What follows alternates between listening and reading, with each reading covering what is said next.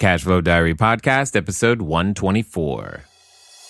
Welcome to yet another exciting episode of the Cashflow Diary Podcast, the podcast that teaches you insider tips, tactics, and strategies for creating leverage streams of cash flow into your life. Learn from top-performing entrepreneurs, business owners, investors, and thought leaders from across the globe as they share their secrets to success.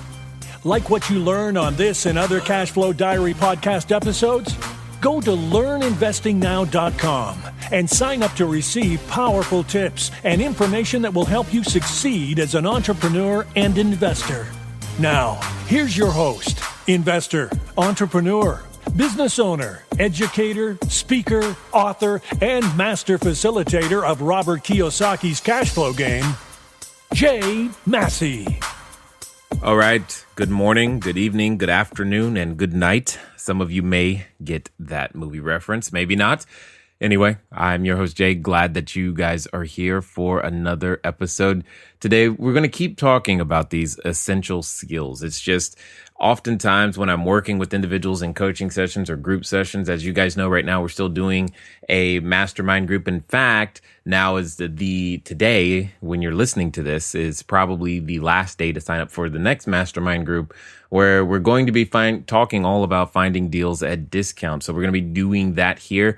The live webinars start in a few hours from now. So you want to make sure that you get yourself over to cashflowdiary.com/wholesale webinars if that's something that you are interested in. Again, cashflowdiary.com/wholesale webinars. We're going to be talking about finding deals at discounts. It's a 3-webinar series. It's going to be awesome.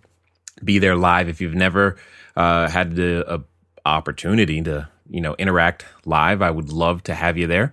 So feel free to make that happen.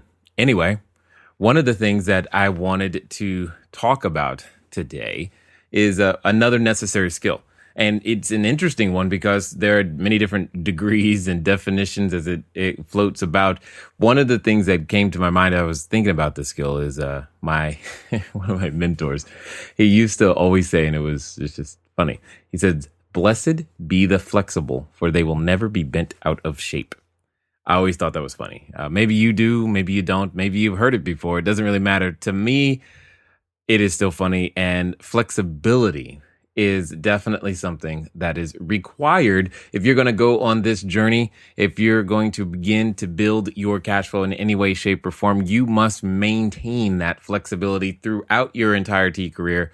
You are never done changing and growing in many different ways. And just so that we're clear, I'm not saying that you have to be able to touch your knees and touch your toes and all those yoga poses. For those of you who can, do that, congratulations. It's great. That's not the type of flexibility that we're talking about today. Primarily, though, as an entrepreneur, there, I would say, are a number of different areas that we need to be flexible in, for sure. And one of them, and most of them, have to do with the mental realm. I see the more I play this game, the more it seems as though the mental realm, the mental, emotional, spiritual realm is where most of this game is won or lost inside of our ability to be emotionally intelligent, if you will. One of the major pieces. So, we all have ideas, and I know that, for some of us, a time of year is fast approaching where we like to sit down and go, okay, here's everything that I would like to have happen over the next 12 months. This is how I want it to go. And at the end of the day, let me ask you that question. How did it go this year when you did that? If you look back, did everything you want to have happen actually happen? Did it go in the fashion or manner that you thought it would actually go? Or did something else different happen? And most importantly, notice how I just said, when something else different happened, how did you respond to that? And that's primarily the subject of this particular episode, is flexibility. When we're looking at the area of plans versus our actual events, that's one of those important areas, right? We get our mindset, or at least I get my mindset. Okay, here's what's going to happen. Here's how it's going to go. It's going to be 100% perfect, and boom, go. But yet, rarely does that ever actually happen. What areas have you ever experienced a change in versus your plans versus actual events? I know as I was thinking about this, I think about the famous one is pro formas at acquisition. So you you pick up a building, you're like, this is how it's going to work. You're examining businesses right now. You're like, this is what's going to do. Or maybe you're looking at, silver or gold or any other type of investment, and you're going, this is how it should work. And then you go back and you look at the history and it's not quite the same. Yet, how do you respond when that trend line is not exactly what you experienced? And learning how you respond to that is a very key skill, and understanding that it's okay to be flexible. It's okay that things didn't go the way that you intended. I know on this journey as an entrepreneur, we all know that we can't do it all ourselves, or if we do try to do it all ourselves, we can't do it all well by ourselves, which therefore means by default, if we're going to serve hundreds or thousands or tens of thousands or hundreds of thousands, and dare I say millions, you must learn to work with other individuals.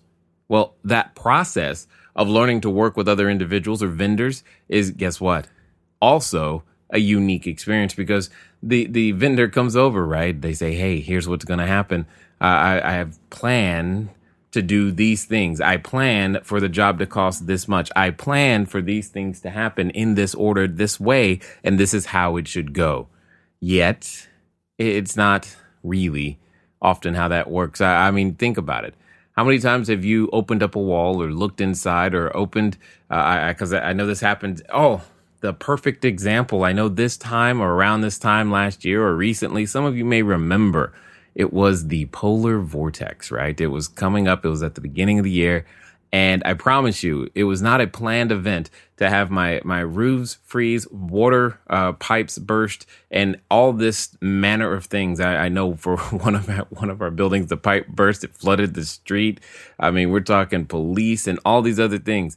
That destroys everything you were thinking about when it comes to your pro forma, and definitely isn't something a vendor could have ever prevented. But these are all the things that happen. What happens when that, property manager? What happens when that plumber? What happens when that electrician? What happens when somebody doesn't show up and do the things that they said they're going to do?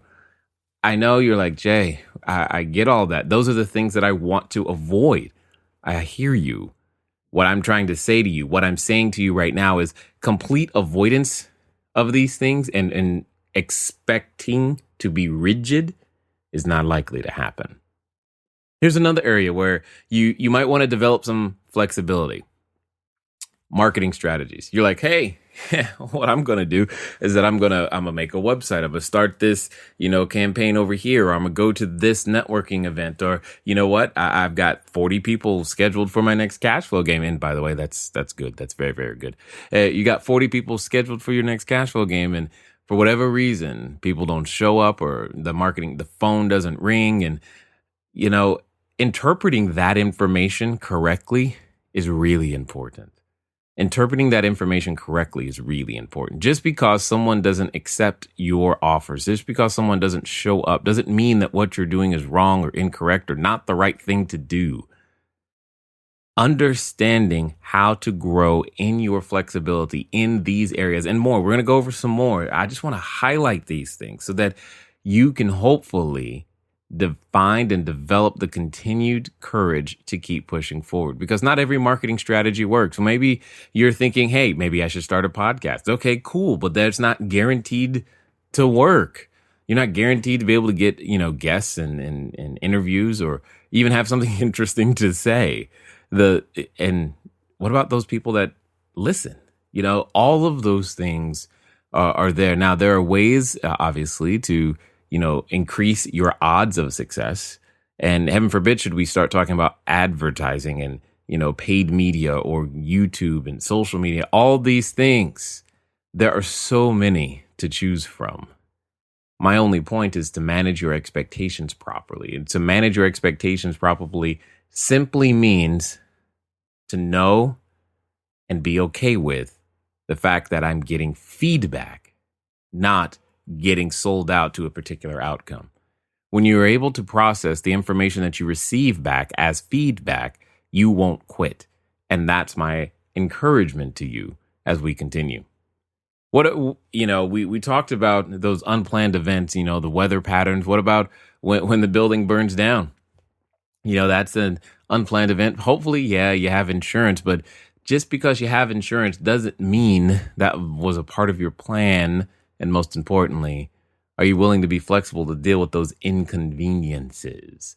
Those are the things that, typically come up when we're being inflexible, is how well we deal with those perceived inconveniences. There are so many options today in that regard of what we could choose to do. And we'll talk about that as we get close to the end. Here's another area. As the small entrepreneur, solopreneur, small business owner, whatever you want to call it, one of those things that's hyper important. In fact, it's probably the motivator why you're still, pushing and working to make something happen, is the family. And occasionally we've got to still develop flexibility with them. And just to give you some insight into the life of our household, I know recently, here are just some of the things. We had one child end up with not just ringworm, but also chickenpox. But at the same time, go figure. I'm like, I don't even understand that one. And then, my wife was recently in a car accident and had an episode of vertigo. I was like, okay, this is crazy. Why is this going on? And then one of my relatives, passed away. All of these things happen, but that doesn't mean as an entrepreneur. See, as an employee, in a lot of those cases, you get to call in sick, right? Yeah, you got vacation or bereavement leave. You got all these other things that you could do in order to, compensate for that time. And you got to think about it. As an entrepreneur, your job is going to become serving your customers and developing flexibility in that way. Now, what's your plan for dealing with those things? How is that going to work in your particular life? Is it going to work too well? How flexible are you when the kids burst in the office door and they just want to sit in your lap? Or when one of those unplanned things that happens as it attacks those individuals with whom you care about and have relationships with? How does that work? All of those things continue to happen. And the interesting thing is family also happens to all of your investors and to all of the vendors and to all the other individuals who are involved in some way, shape, or form as it relates to your business. See, one of the things that I think about when it comes to flexibility that I think is something important that I want to share with you is that you and I must learn to develop an appetite for quickly interpreting when change is required. It's one of the things that I love to pursue most and first, especially when I'm doing something new. My job is to break it as quickly as humanly possible so that I can change and make those necessary changes. I would prefer to get the pain of the lack of success or the outcomes that I want over with as quickly as humanly possible. So let me please go through 2,000, 3,000, 4,000 examples of something bad so I can get to the one that works, and then I will just duplicate that over and over and over again. And oftentimes, though, when we are trying something new, as you guys know, you're not met with success. Success doesn't meet you at the beginning. And if it does, often that's not so good either. And we operate in a way that where we go, this is the way I see it happening, therefore it must be that way. And if it doesn't, then the idea just dies. We don't learn to develop the necessary perseverance. See, one of the things about being flexible when we're developing this appetite for quickly interpreting when change is needed, we can learn from watching a sport. Now, I know some of you may not like this particular sport, but it's a sport nonetheless in which we can learn a lesson about business, at least in this way. And you can do this with probably nearly every sport. It's just that my frame of reference is somewhat limited. So when you look at the sport of American football, if you will, oftentimes you see the men all lined up on the field, and then all of a sudden, at the last second, the quarterback, for whatever reason, starts shouting out something different, and the people on the field start changing positions at the perceivingly last minute. Well, what happened?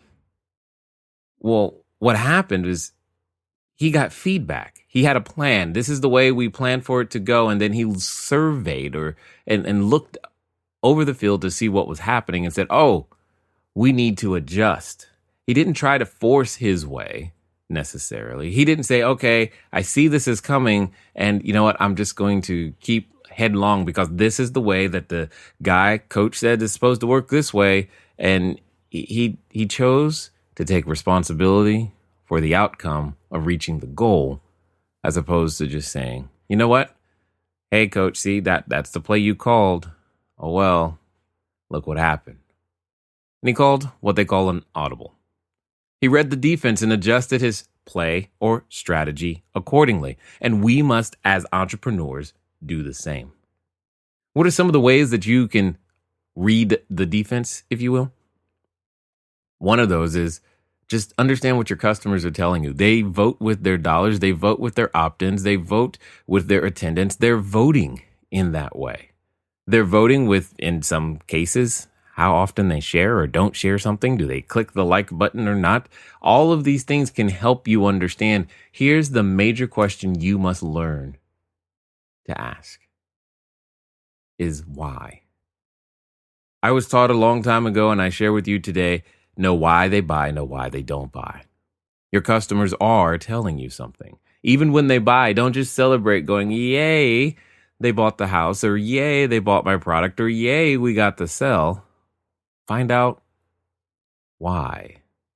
Not finding out why will hurt you at some point. And the other thing to examine is, what aren't they saying? Because they may be very vocal in some areas, but there could also be information in the things that they're not saying. Just because they're not saying something, it doesn't mean that it's not worthy of improving. Just because they're not saying something bad doesn't mean that there isn't something worth improving. Meaning, what if what is bad is so bad that they didn't even bother to bring up this other thing that's annoying someone else? Another thing to think about is they might not be saying anything simply because some people just don't want to bother you. They're like, hey, I think he's busy right now. And maybe, just maybe, the reason they're not saying anything is because they don't think it's possible to actually communicate, or that you don't care, that you haven't asked. We do our best to ask often. We do our best to have lots of interaction. As you guys know, or many of you know, we do the web show on Tuesdays that give you an opportunity to ask lots of questions. That's part of how we get the feedback. Many of you send in emails to the show and emails to our website so that, you know, when, hey, I remember a number of episodes back, you were like, hey, the audio quality is not so great, man. Can you work on that? And we did our best to work on that. And we worked with some of you, and hopefully that worked out. And things seem to be better today, which is good. You need that feedback. Go get it. Go be flexible. You don't know what you're going to hear, and it might all be good, but even if it's not, it's still valuable. See, when it comes to this topic of flexibility, you're managing kind of three different things: your stress, your attitude, and, dare I say it, your level of faith. See, when your level of stress is managed by just how you react to the information, the feedback, as I said, that you're given. Does it suddenly go, oh man, it's broken. I hate when this happens. I hate this feeling. Oh, it's broken. We should have studied longer before we started. Here's something I've learned. Very rarely does an offer that I write actually stay the same from the time that I wrote it to the close of escrow. Very rarely does a business not change the way that it looks from the time of conception to the time where the customers are actually paying for it, and or it matures. How you respond to that will indeed affect your stress level. I hope that you and myself and all of us, as we get this feedback, we continue to operate in such a way that we move forward, that we learn to fail forward and be okay with that, and not necessarily force the way that we want those things to happen. And that's a part of the attitude that you've got to manage when, well, it's time to be flexible. Having that flexible attitude can help you uncover hidden gems and areas, especially from those who aren't with you, those who may not agree with your service or your slant or your thoughts or viewpoints. Those are sometimes and often very valuable places. And sometimes, because of our limited perspective, we can only see things happening, we'll say, one of two ways. If it can't happen this way, then it's got to happen this way. Well, what if there's a third way? And unfortunately, because of just how we're used to responding to things, we lose faith. How many people can we serve in that situation? And I would submit to you, it's nowhere near as many if we continue to bolster the faith and say, you know what? One day we will eventually get this right. One day. One of the attitudes of flexibility that I have, I share with my wife often, especially when I'm going through something new, is like, okay, honey, here we go. It's something I say to her a lot. Hey, okay, honey, here we go. She's like, oh, what now? It's time for us, or me rather, to make a whole bunch of expensive mistakes. And that's usually how I look at it. I know that I'm going to make a lot of expensive mistakes in the beginning because that's what happens. We're just going to plow through. We're going to make all the mistakes. We're going to do our best to try to make them as quickly as possible so we can get to the other side. Because how many times have you persevered past something and gotten to the other side and then, oh my gosh, I love it. See, the piece that we've got to really think about and just be prepared for every day is that when it doesn't go as planned. I'm not saying that you run into everything with a negative attitude going, well, no sense in planning, or man, you know what? No, why bother trying? Because it's not going to go as I planned anyway. You go with the intent to see the goal. The path, often changes. Go for the goal. And then when, as I was saying, it doesn't go as planned, just know that you've got 3 choices. The first one, and I think too many make, is quit. That's just it. We quit. I've said this before. I'm just grateful that Thomas Edison didn't quit. I'm grateful that the Wright brothers didn't quit. I'm really grateful that Steve Jobs, well, he got fired, but that he didn't quit. I'm grateful for that, because there are many times that on the way to what it is that you were supposed to achieve, you'll be asked, do you want to quit? Oftentimes, another potential thing that we can do is we just avoid even putting ourselves in a situation where we have an opportunity to have things not go as planned. What does that mean? That means we try to control that environment so much so it drives everybody away from us or just nuts. Yet, what is required in order to make this entrepreneurship thing work? What is required is in the idea, this concept of flexibility, and this concept of learning how to press on is one word: surrender. Surrendering to the process, surrendering to knowing that we are currently not in a perfect form. Our business is not currently in its most perfect form. It can get there, but there are so many rough spots that have to be hewn off in very rough ways. And that's okay. Surrender. Surrendering to the process of, you know what? I don't know everything. Even if I've got 12 degrees and letters after my name, I don't know everything. The faster we surrender to that one, the more people we end up being able to serve, and the more things that can begin to happen. Surrendering to the process that, as I said earlier, it's not always going to go. People will disappoint, and that's okay. It's not the end. Surrendering to knowing that occasionally what will happen is that it will cause you stress. But learning how to deal with that in a very positive way, learning how to manage it, learning how to get knocked down and get back up, and surrendering to the process of going, you know what, I will never do that again, or I'll never do it that way again, is valuable later. Many of those that we call wise have a lot of this particular characteristic. And as we go out there to serve our customers, as we go out there to find them, as we go out there to develop those streams of cash flow, and as you've heard me say, become that bigger, better, badder investor, surrender is definitely required in order to keep it going. There is no pre-written script that you and I have access to that can require us to be so rigid, so sure of what's going to happen, that surrender isn't necessary. I look forward to talking to you soon. Until next time.